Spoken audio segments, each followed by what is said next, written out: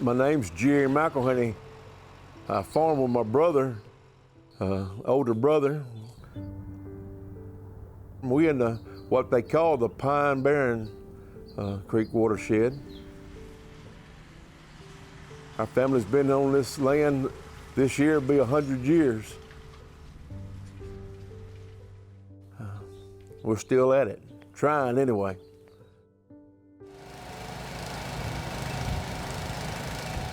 My name is Mickey Diamond. I live in Santa Rosa County, Florida. I'm a local farmer.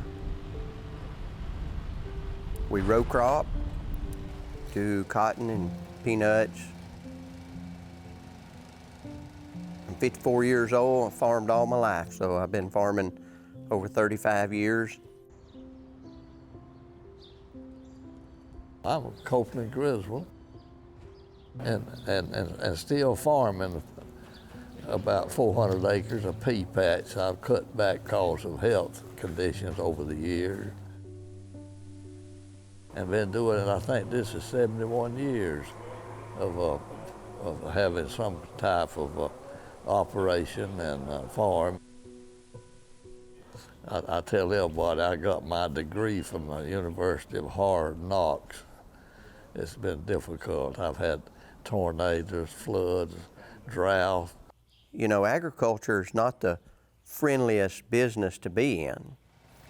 You can have a good year this year, and you can have a weather-related disaster next year. You just don't know what you're going to be dealt until that year's over with. Usually once, maybe twice during the spring, we're gonna have what's, a monsoon rain. I mean, it's gonna be 5, 6, 7, 8 inches. And we even had as much as 10 or 12 at one time. We do get a lot of annual rainfall. On average, we get around 64 to 65 inches a year. Some of the highest annual rainfalls in the entire continental United States. So whenever there's a lot of rain and you do like row crops and you clear the land, there's a lot of movement from the water, which can impact the land around it. We've definitely seen changes. When I was a kid growing up, we had a lot of problems with water and wind erosion. That's always been an issue for us is ever since, the early settlers moved here and started clearing and developing this land. Dust storms, I mean, it'd get March and April, that land would be open and dust would fly. Spring rains would come and you'd see the dirt flowing off. Wasn't nothing there to hold the soil. Bare soil is very vulnerable. When you have thousands of acres of flat ground and you're putting a significant amount of rainfall on top of that and the soils are sandy, they tend to move and shift with that rain. We got several fields that winds up in the river. Right here, I think we're more or less connected to the Laney River, but up the road is Moore's Creek.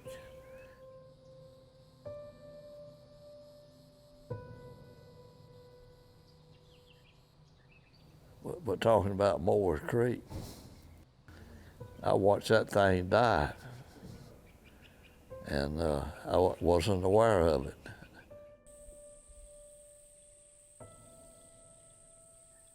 Till one day I went across the bridge and it was full of sand.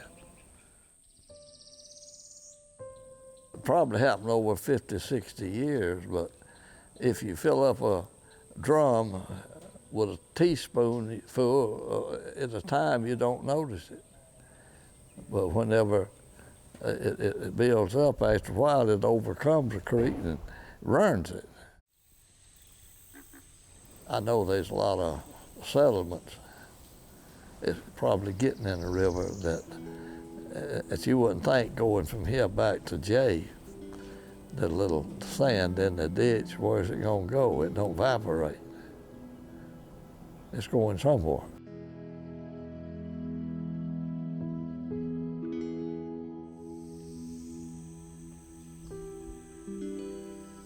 I've seen some land in places where people, they didn't take care of it, and it went from little small places, washes, to gullies you could put a vehicle in.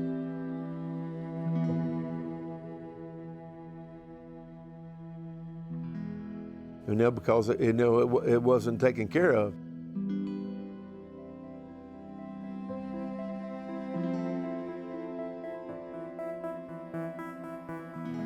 We make our living off this soil. If we don't take care of it, then how are we supposed to make a living?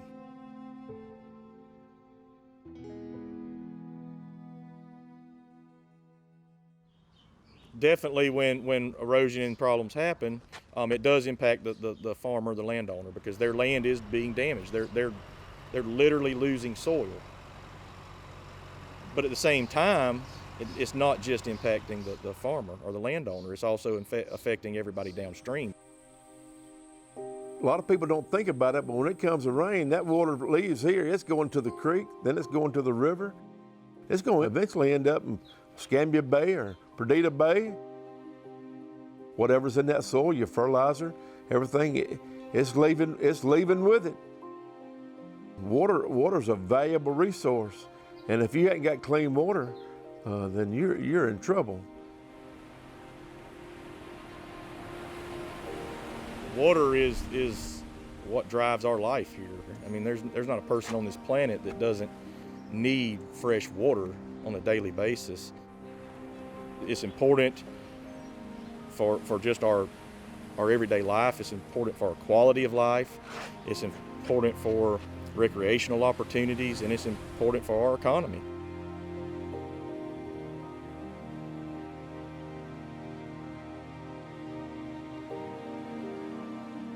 Of course, agricultural production does include a lot of fertilizer applications, chemical applications for protecting the crop. Excess fertilizer can lead to some of the nitrates and the blooms off the coast. Once the runoff and all the farming and the nitrates and all that end up in our bay, there's really no natural way to clean it. You have algae blooms and things like that are happening in the more developed areas where people live down near the coastline. So, you know, if we lose soil here and it goes into a river and takes nutrients with it, the entire system from this point to all the way to the Gulf of Mexico is compromised, and compounding over years and years and years, it can create problems that are either very expensive, if not almost impossible to correct. It's very important for everybody that we do the best job we can to keep that from happening. We've come together with a project to reduce nutrient levels in the Escambia River watersheds.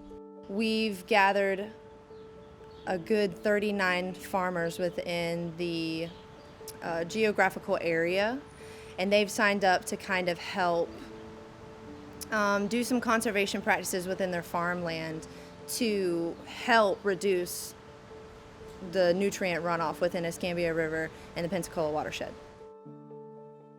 The overall goal is to reduce the nutrient runoff on the Escambia River, but we chose to focus our efforts and limited the funding within two 20,000-acre sub-watersheds, which are Pine Barren, Sandy Hollow, and Moores Creek.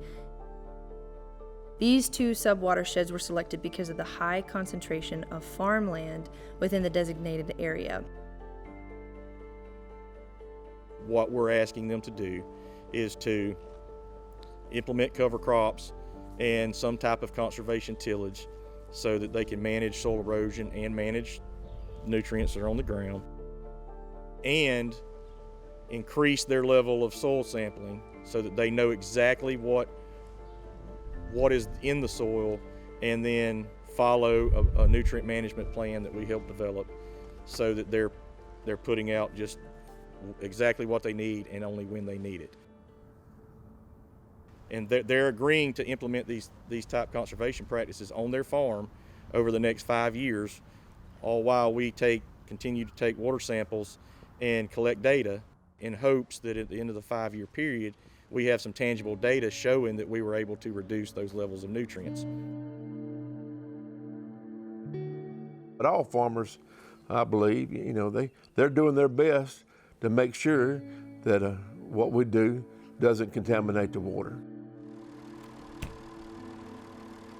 I've got to leave my land in better shape than I found it for the next generation. I got to take care of it the best I can, because that land's going to treat me better and better every year.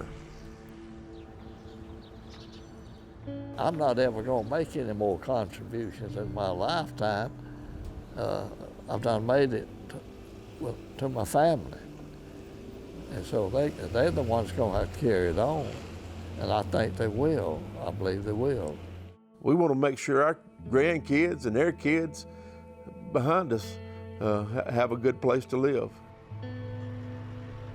I hope when I'm dead and gone, the people, will say, that he took care of the land.